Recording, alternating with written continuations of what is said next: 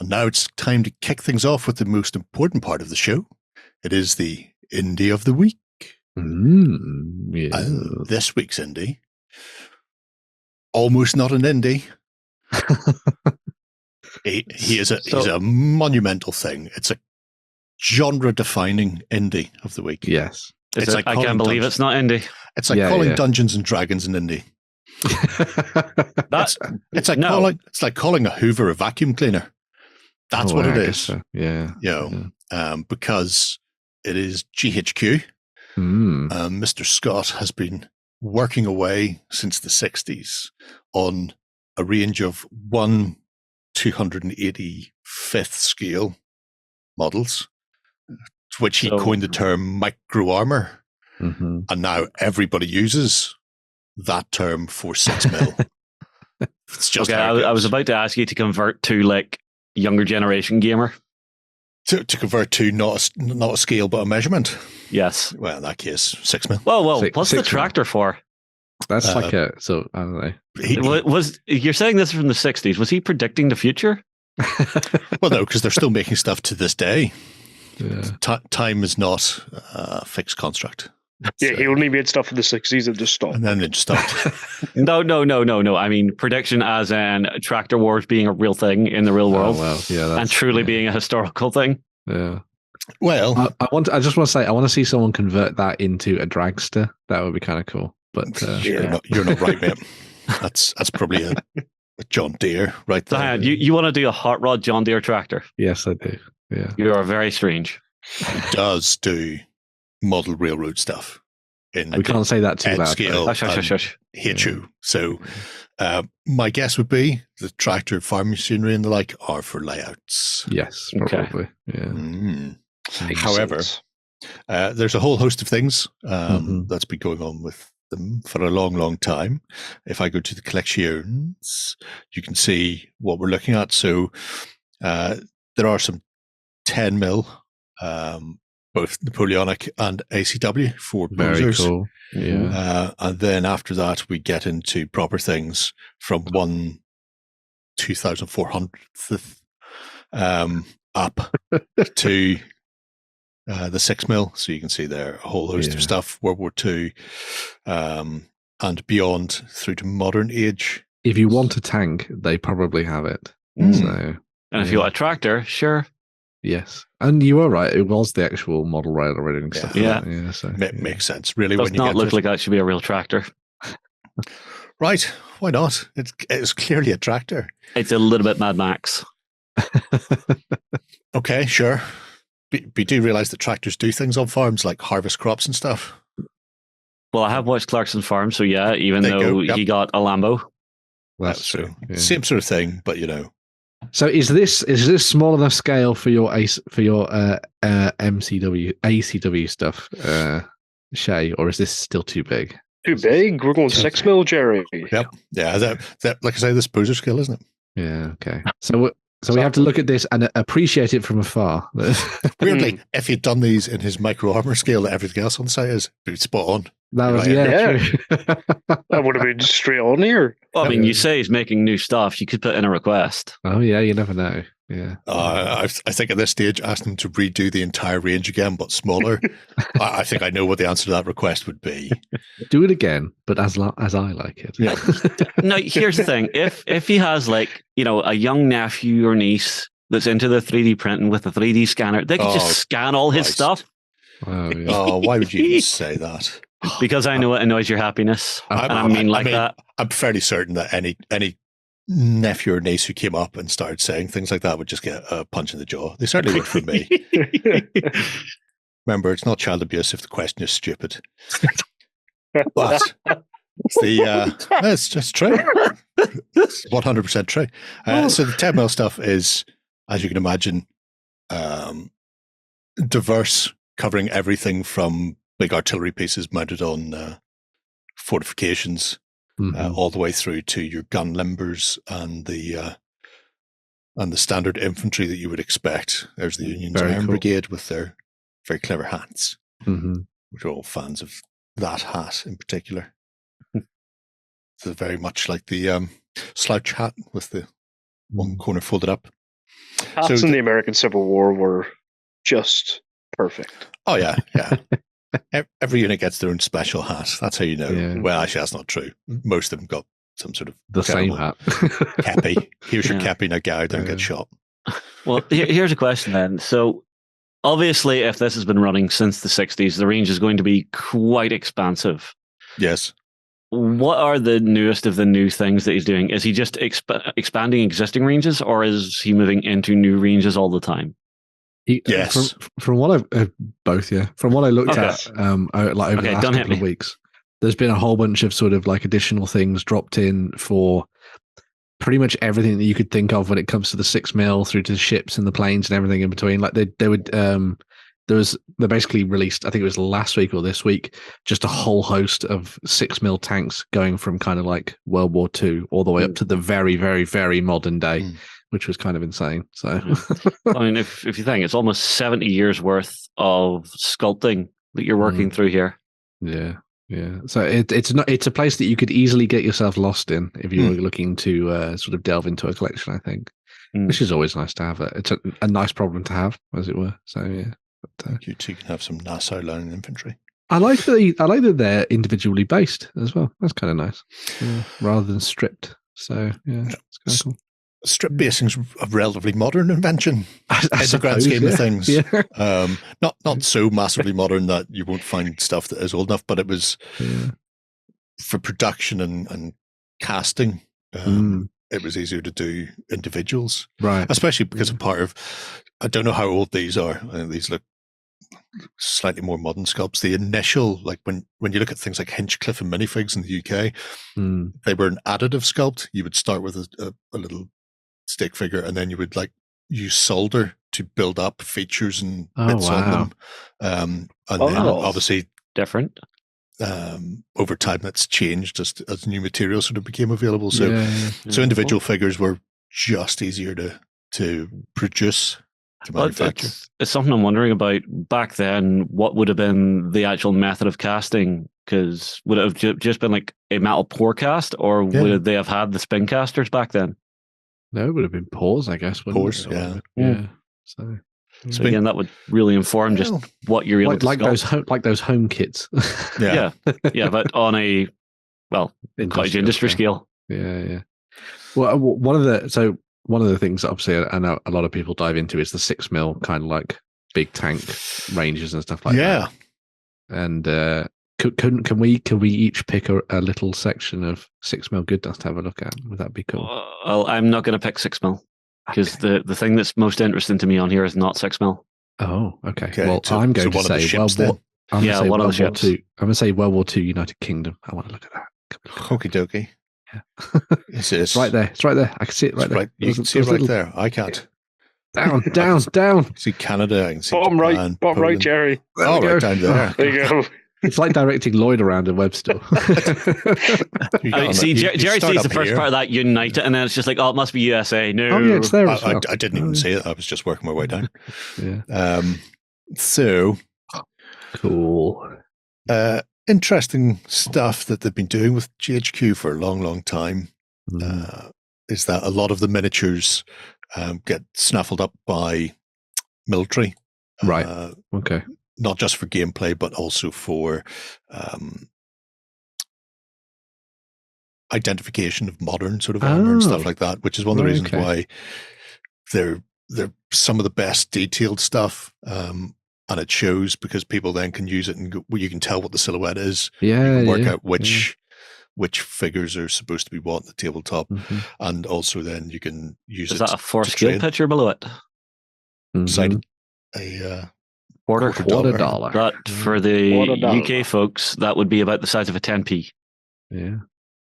The thing that it's like when you actually get in real close on these, and you can even see it on some of the infantry as well, actually, is just how much all the little tiny bits have been picked out for them. Like you can see the backpacks and the helmets and all that kind of stuff as well. And on the tanks, you've got all the additional stowage strapped into certain parts of the vehicles and all that kind of stuff as well. So it's a really awesome little collection of stuff, really. It's kind of nice to discover that there was someone as crazy as Dave from Hawk War Games way back when.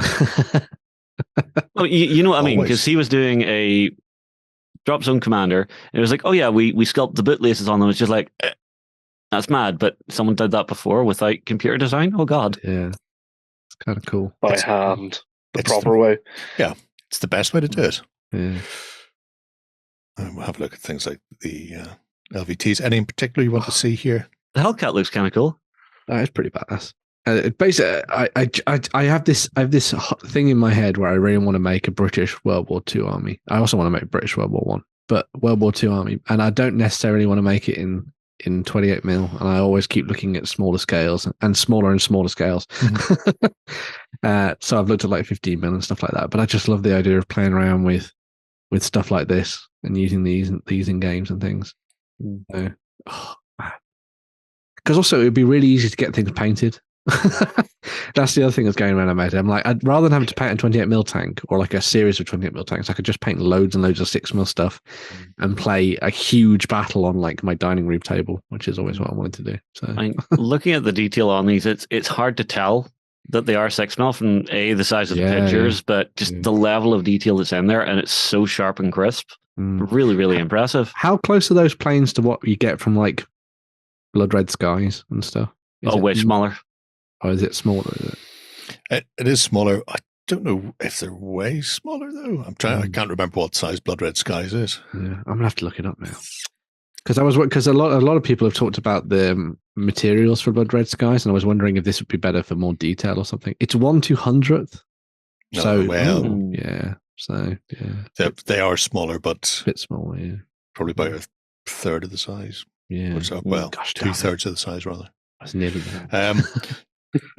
I'll skip on a few pages. You can see some of the extra things they've got in here. So it's nice to see the painted stuff as well. I really like that. It's always nice to see a kangaroo. They'll box you. No, it's just one of the really weird ideas that they had. They just took a Sherman, took the turret off, went, that'll do for delivering troops. Wow. I had no idea that I thought that was just them sort of saying, oh, this is like a kangaroo base or something, but no. It was used as an infantry vehicle. Crikey. Well, I suppose in some ways it's quite heavily armored, isn't it? You just got to make sure you don't pop your head out at the top, I suppose. So, yeah. Not before time, anyway. Yeah.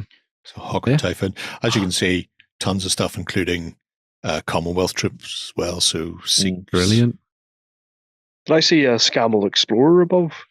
You may well have done, but you're going to get to pick something in a minute. And otherwise, if we go through 6 pages of stuff, we'll be here for. I'll leave my pick there then, because these have whetted my appetite enough. It's very cool, very nice. Go on then. See some Sikhs. And you can make buildings out of matchboxes. I think he actually does a terrain range. Yep. Yeah, there are terrain. Yeah. Go on then. Anyway, nice, very cool. Where do you want to go, Shay? You've got World War II, you've got Wehrmacht 47, which I don't know how extensive that is, and then you've got the modern stuff. Maybe some World War II Finnish, actually. Ooh. World War II Finland. I'm going to put your skis on, lad. A lot of their stuff was a mixture of Soviet and German, depending. Yeah. That's why he's picked it. That's exactly why. It's the best of both worlds. But do they have a ski patrol? I think I saw some ski guys above, but yeah. That is what I'm after, some actual Finnish stuff, not just stuff they've raided from the other countries, which is probably most of it. Yeah. In fact, it's all of it so far. If I just go on here, well, that's what happens. There you go. Infantryman for the winter. Yeah. Maybe they have skis. They do have skis. Oh, yes. Shay, that's my choice, Don. Thank you very much. Shay, we could do a specific scenario with Imo himself. Yeah. Oh. Very nice. They're very cute. Beautiful. Mm-hmm. Yeah. Always one little Finnish army skiing about on a map. Down the side of a mountain. Well, I mean, at 6 mils, the track would be to scale on an 8 foot by 4 foot table. Yeah. Get your ski patrol from one end to the other while high on meth. It's always easy. It's always funny seeing people like bring like a ski army like Finnish or whatever in bolt action or something to the tabletop, and then they realize you're coming up against your guys from like North Africa, and you're playing on a green mat, and you're like, oh. These Finnish ski trips in the middle of Germany fighting these North Africans. It's perfect. Yeah. We ski through the mud. Or if there's a desert table, dunes. Yeah, the dune skiing. Yeah. That's really cool, though. Cool. I like that. It's really nice that they've kind of done these nice ranges that will cater to pretty much all the different forces that were fighting during the period. Though, because that's one of the things that sometimes people can fall down on, isn't it? That you get like all the big hitters, but you don't necessarily get the. It's one of those things with the range having gone on for so long. Yeah, that they're able to fill out the smaller nations who fought as allies. Yeah, very cool. You can run over mines with your massive wheelie dump truck. It's not quite as cool as the Sherman. There's a minefield. How do we deal with it? Don't worry, I'm just going to weld 2 barrels onto an axle and off we go. That's what Princess Diana needed. She needed everything. That would have removed all the mines. Yeah. Right. The People's Princess. Okay. So what do you want to look at then, Justin? Let's go, just because I know it'll probably be extensive, let's go with the Great War British Navy. Ooh. Okay, so not modern, Great War. Dreadnoughts, then. United Kingdom. It's something I've been curious about, because I always see some of the older folks in the gaming community, playing naval battles at this sort of scale. And I've always wondered, where do I go to get that? How do I get it all consistent? If this has been going for about 70 years, I'm sure I can get basically the entire British Navy from the early 1900s. It looks like he's got every ship. Yeah. That's one of the things I always wondered about. Indefatigable. And again, so I deliberately chose the British Navy because I knew it was, Hail Britannia, Britannia rules the world. Yeah. I mean, the Germans were huge over there, though. Oh, were they? They had Otranto as well. That's cool. Let me see. Nice. That's up. Yeah, and with the detail we've seen on the other stuff, I'm curious to see just how these hold up. It's very nice. You've got good decking detail. Pretty damn good. Far. Yeah. Duke of Edinburgh. Oh, wow, there's even a little tiny. This is how you build your Duke of Edinburgh. That's old school. I expect that looks like it was printed in a newspaper. Yeah, it wasn't. Yeah. No, but with the font and stuff. Yeah, we'll get to where this comes from in a little while. Right. Oh. Because I'm not going to look at miniatures for mine. Because that'll teach you not so clever then. Very cool. No, it's a type of gaming I've been curious about through the years, and knowing that this exists and that I can basically get any ship from that period and just play out those historical battles would be really cool. The passenger liner Otranto. Wonder if they've got Titanic sister ships on this. Britannic and Olympic. Yeah, those are the ones. That would have been World War II, would it have been? No, World War One. Oh, was it? Apologies. Britannic was converted into a hospital ship. Got sank. I didn't see it on scurrying past there. No. But then these aren't medical ships. I mean, that was a passenger liner converted, but the other one was specifically just a floating hospital. Yeah. Very cool. Cool. I'm happy with that. Yeah. I wonder if we go Great War Germany. Because didn't they have just ridiculous things? There's the Blucher. Yeah. I guess a lot of people like these because they're waterlined without bases and all that kind of things as well. So it kind of fits in nicely with a lot of what a lot of folks do, which is quite nice. So yeah. But it's also that each ship that you're picking has a history that you can just dive into deeply. Yeah. Which is quite cool. Yeah. Go full Cruel Sea. Yes. Oh, there's a Königsberg. Very cool. Interesting stuff. I'm in a happy place. What are you going to pick, Jerry? Well, I'm actually going to go away from the miniatures and talk about some of the other things that are kicking around on GHQ and the website. So there is a forum, which is very good, especially if you want to see people painting their bits and pieces up. There's a thread that's been going for donkey's ages. It's like 400 odd pages long. Wow. However, in the resource section, there's a whole host of stuff. So you've got the modeling guides, which are cracking. In fact, we'll go there first. So you were talking about painting, Ben. So they have a variety of these step-by-step with a whole host of things, whether it's painting the actual models themselves. So apply dry brush, color schemes to use. The tarp on the famo was painted on a separate little nail and then glued on afterwards. That's so cool. The monochrome awesome. one. I love that. Doing 6mm camo. So really nice, simple explanations of how to paint. The Micro Armour, especially if it's not a scale you've played with before. If you're looking at it and go, well, I paint 28mm, let's try that. And then you go, I've spent too long on these one figure and I'm ripping my hair out. So, it's nice that they've got these included. Yeah, definitely. As little guides for you to sort of sink your teeth into. And then they also do the terrain bits and pieces as well, because they do, we were talking about dunes earlier, have a look there. They do a range of hex terrain and additional terrain as well. They do a whole variety of buildings to suit any pocket. Love it. Bonus. Because that's one of the things I think for a lot of the time you'll see a range and you'll see how nice it looks.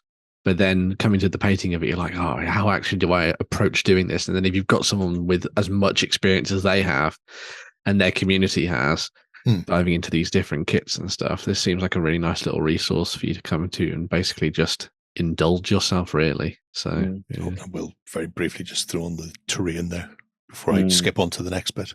Very good. Yeah. Because there's also 6mm terrain, nice and easy to paint as well.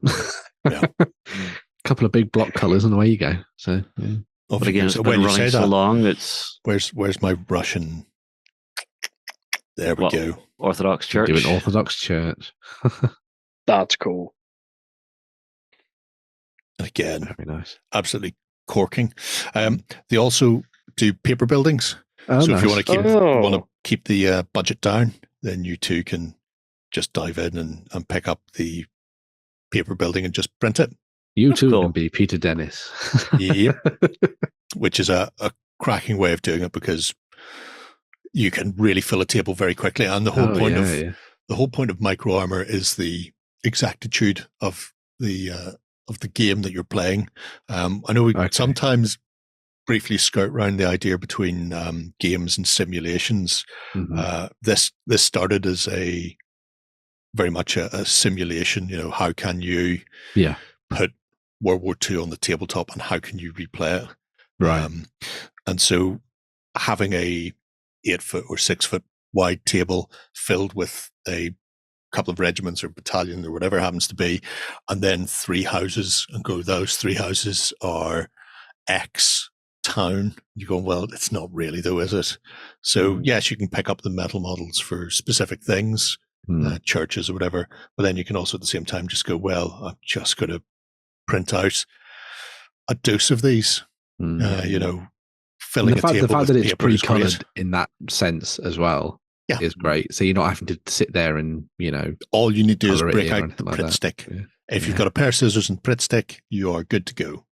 Everyone's developed their Pritt stick skills at school. So what is the hill made out of? It can't be paper, can it? It could be, but in this case it's not. I think it's polystyrene. Okay.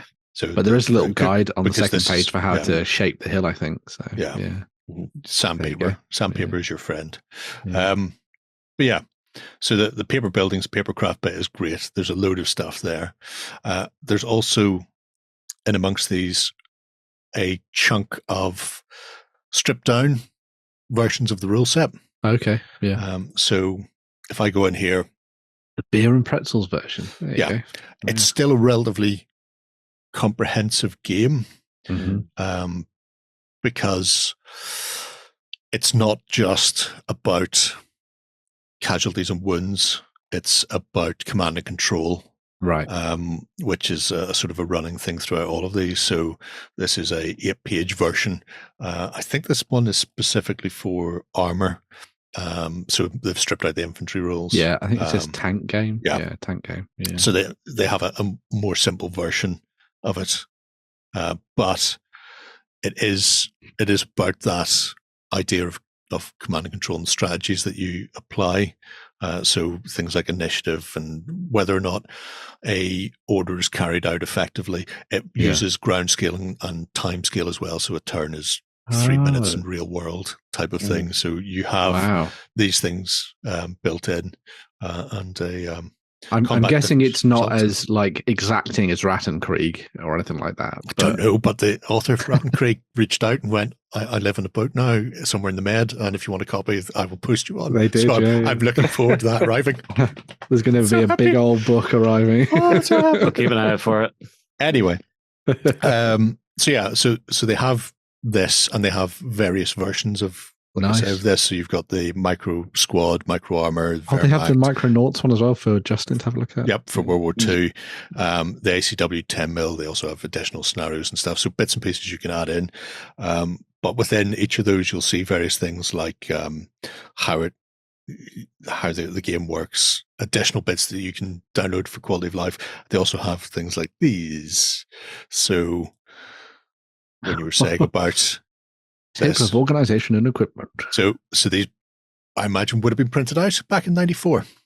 But I mean, this is a goldmine. So between this and the painting guides and stuff, oh my days, you can actually, and this, I don't know how accurate this is now, because when they did the original one, we're constantly updating this. So you can see the actual full breakdown of what went into the battalion, who was there, how many of everyone was there. How many people did you need to peel potatoes? 5 cooks, 2 for the officer's mess, 1 cook's helper, 2 truck drivers. And then you must have 22 basic privates helping you. Yeah.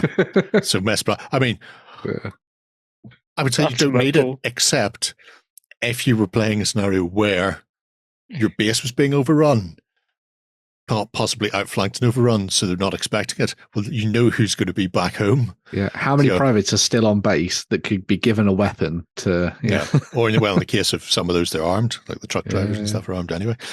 But we get past that, and you get things like here is the actual 1944 armored infantry battalion breakdown, so you can see what goes into it. Wow. Now, obviously, these are all free bits and pieces. They sell full rule sets with all of the breakdown in there as well. But there's just so much to dive into on the GHQ side beyond just the miniatures themselves. They've built it up over a long time, and it's a absolute chock full of resources and figures alike. We've barely scratched the surface. Haven't even touched the sides, like a mortar on an M8. Anyway, that's our Indie of the Week for this week. We're going to take a swish and return with the news.